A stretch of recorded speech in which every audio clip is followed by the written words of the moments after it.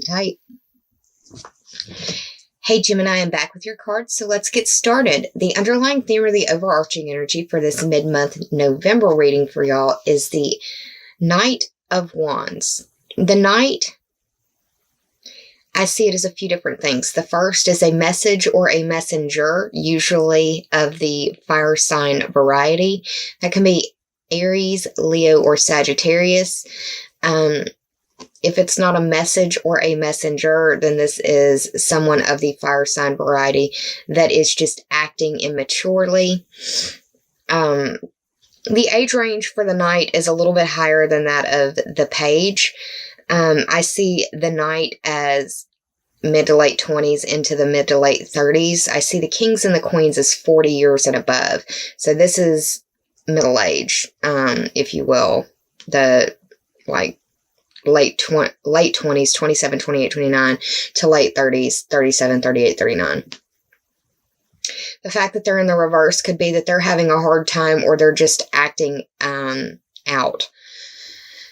The having a hard time could be physically, mentally, or emotionally. The fire signs are known for being brave and courageous and impulsive and fierce. They're known for being ego-centered, which isn't a bad thing. We all have to take care of ourselves, right? Also known for being very imprudent at times. They're very leap before you look type energy.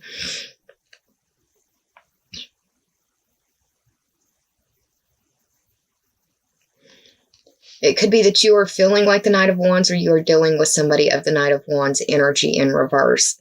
Now, they're going to come from a subjective point of view, not an objective point of view. It's going to be a very personalized view of the world. And possibly self-centered, possibly only thinking about themselves. And it may be that the situation in their world requires them to be more self-centered. So be understanding, Gemini.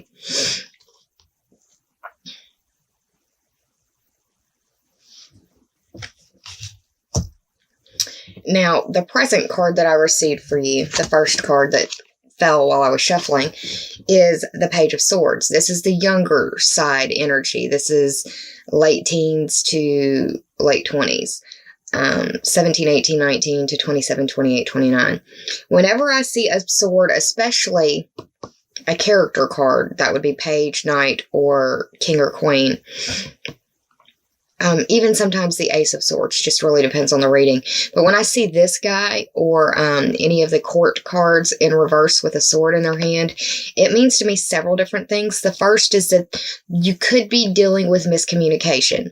Now, as a reader, I don't like to say somebody's lying to you, because that may not be the case. There are situations and instances where an individual is being dishonest, but they don't know that they're being dishonest. They're just funneling the information that they've been fed. And there could be an air of confusion because of this cloud right next to this guy's head. It could be foggy. It could be nebulous. It could be hard to understand. It could be confusing. They could be confused, or they could be trying to confuse you. So what I like to say about this card is that it's misinformation either through intent or misintent. This could be somebody who is intentionally trying to misinform you or not.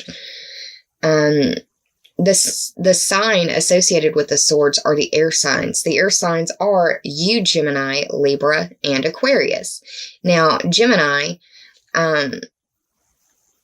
it could be that this is representative of you or how you are feeling. You could feel like between the Knight and the Knight of Wands and the Page of Swords, it could be that you feel like the world or the rug has been pulled from underneath of your feet. It could feel like you are getting some information that is knocking you off of your horse, if you will. A lot of clouds in this card, which make me want to tell you that there is silver lining in the situation, and you do have the tools at hand to find it. You just have to look. It will not fall into your lap immediately.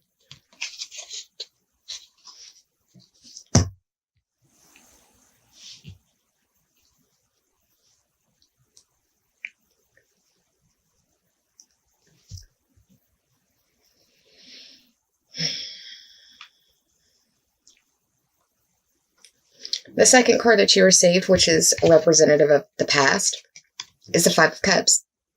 And this is a grief card for me. All in black. But whenever I see this card, I tell the story, I guess, about me a little bit. I see or saw myself in this card very much after the fire, where I was focusing on everything that I had lost, and I wasn't paying attention to the few things that were saved, like, say, my life or my vehicle. You could be crying over spilled milk. The 5 represents the Leo-ruled house of children, creativity, social life pleasures. This is where you fall in love. This is where those butterflies in your stomach, where you've got, where your crushes are born. This is the house of dating. This is the house of where you've got skin in the game, where you really care about those people in your very close inner circles. The cups represent water sign energy, and the water signs are Cancer, Scorpio, and Pisces. You could be dealing with a Cancer, Scorpio, or Pisces, or you could just be feeling very emotional or feeling as though there is some sort of grief in your Leo sector house, dealing with children, creation, social life, or pleasures, or even your romance and dating situation.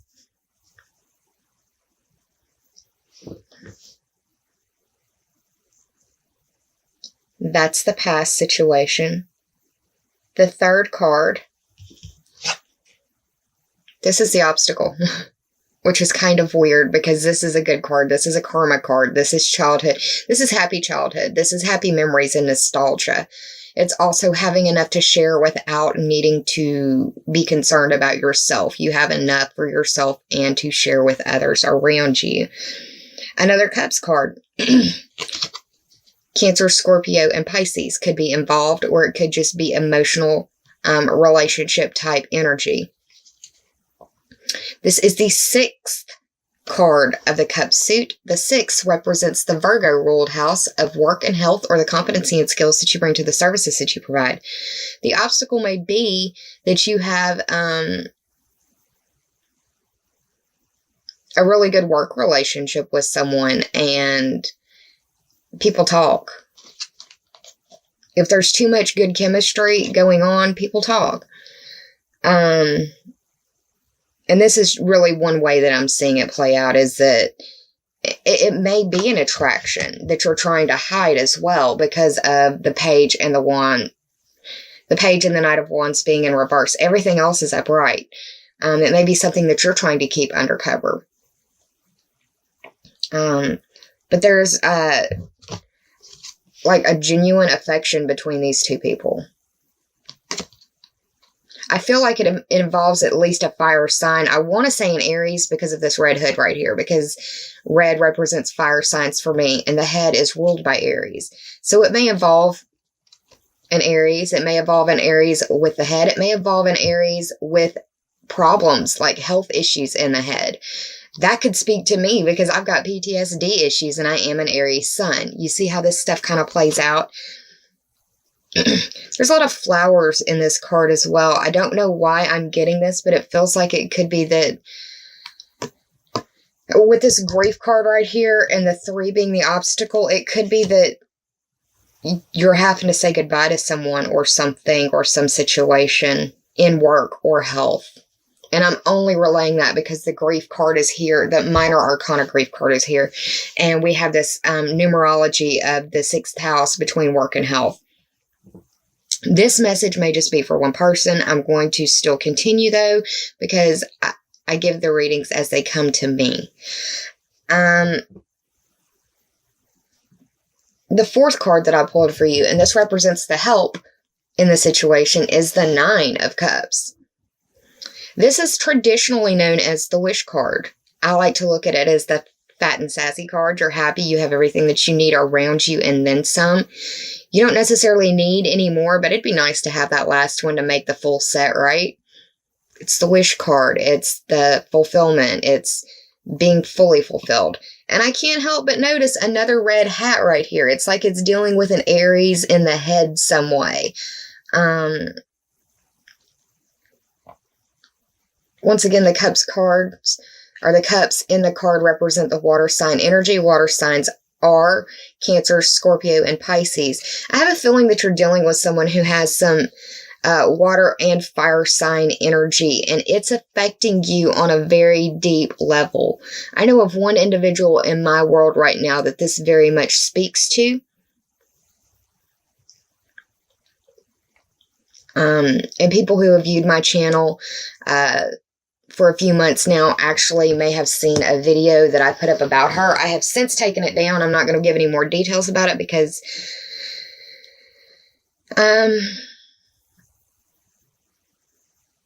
really it's not my business. But aside from that, it involves someone that I know is a Gemini and a little girl that I believe has some very strong Aries in her. The final card that I pulled for you, which may be the possible outcome, which makes a lot of sense for me, it's the Nine of Swords. I didn't cover what the 9 and the 9 of Cups meant, so the 9 for the 9 of Cups and the 9 for this, because I used the numerology up top to correlate to the astrological houses. The 9 is the house of Sagittarius. That's your long distance trips, your higher education. That is philosophy, religion, the study of foreign language, the study of philosophy and religion, the study of astrology, legal system matters, political system matters. It's foreign people, foreign places, and foreign things. And this right here is the Insomnia card.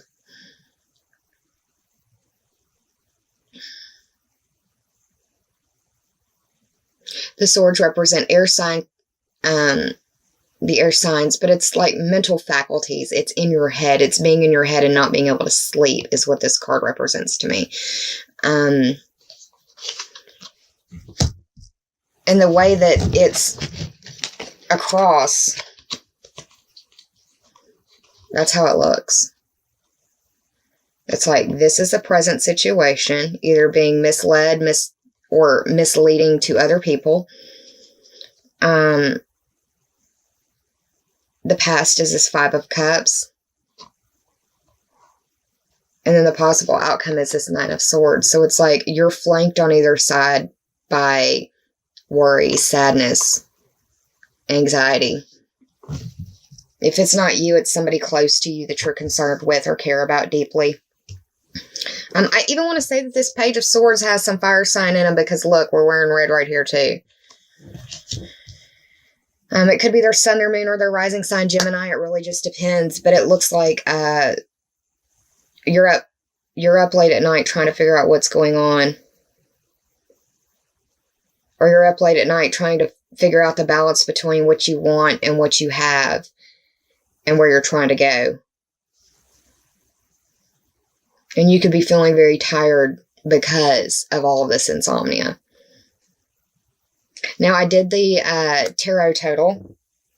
We had the 5 of Cups, the 6 of Cups, the 9 of Swords, and the 9 of Cups. That equals to 29. 2 plus 9 is 11.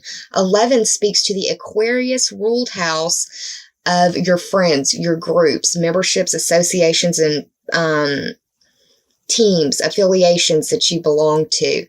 It covers your future wishes, goals, and bucket list dreams. It can also speak to the internet because of Aquarius and that being ruled by Uranus and all that. But this could be playing out on the internet. This could be playing out through electronic messages as well. We've got Mars going into Aquarius, which is your 9th house, and you've got 2 9 cards up here. Mars is a planet of energy, impulse, and aggression, and passion as well. Moving into the 9th house. On the 9th. Are you kidding me? Yeah, there's a lot of synchronicity in this spread right here. It could be involving somebody who has a lot of Aquarius energy in them. It could be dealing with someone who's in a friend group. This can be somebody online or in real life friends. This can be somebody in the groups, memberships, associations, teams that you may belong to. yeah, that's what's playing out for you very strongly in this tarot portion of the reading. Let's go ahead and switch over to the oracle cards now, which also are very synchronistic in the numerology. Just give me a second.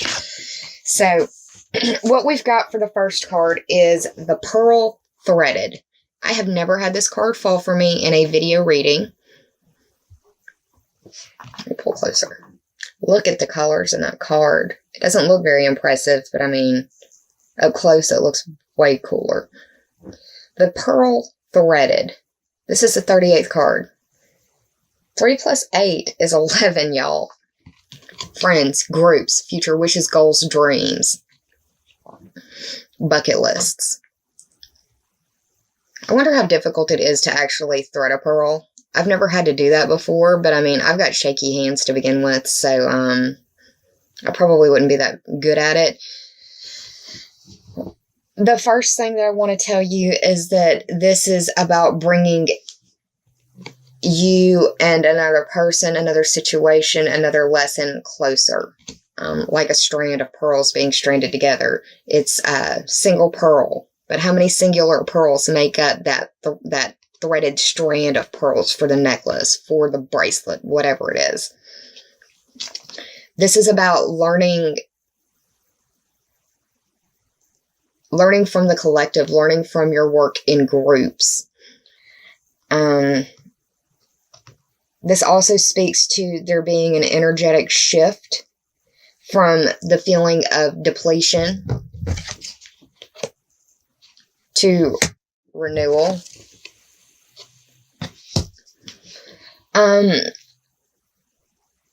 It's a time for honoring your growth in all things. And it's also a time for honoring your transformation. And that right now, this is no longer a time for solitude. You need to lean on the people around you. Now, the poem that went with this card spoke to me, and that's why I'm giving it to you. It says, "Hearts apart, remember love, and time stands still."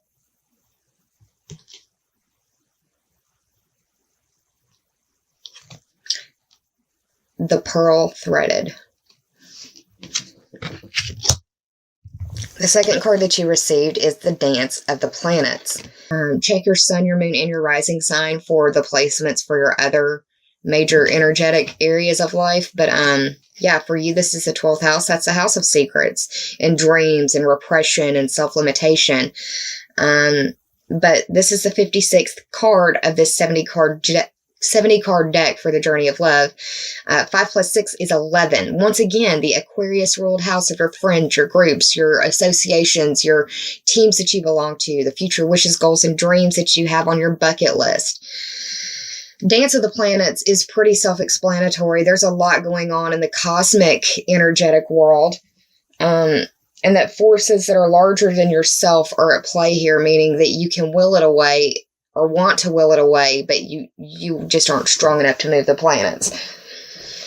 This planetary dance that is occurring on top of you and through your world is impacting your destiny, and it's for your growth. It's to make you be a better human being.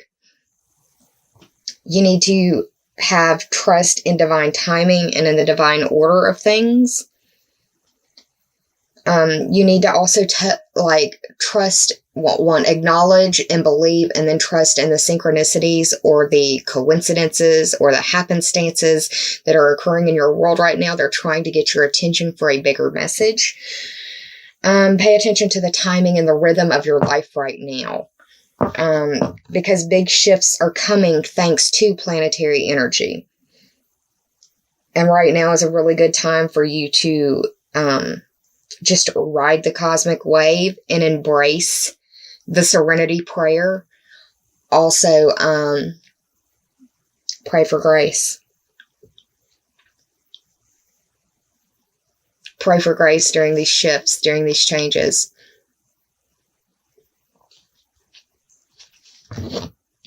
So yeah, Gemini, that's what's going on for you for mid-month November. I hope you enjoyed this reading. If you did, please like, share, and subscribe. If you already have, I thank you from the bottom of my very grateful heart.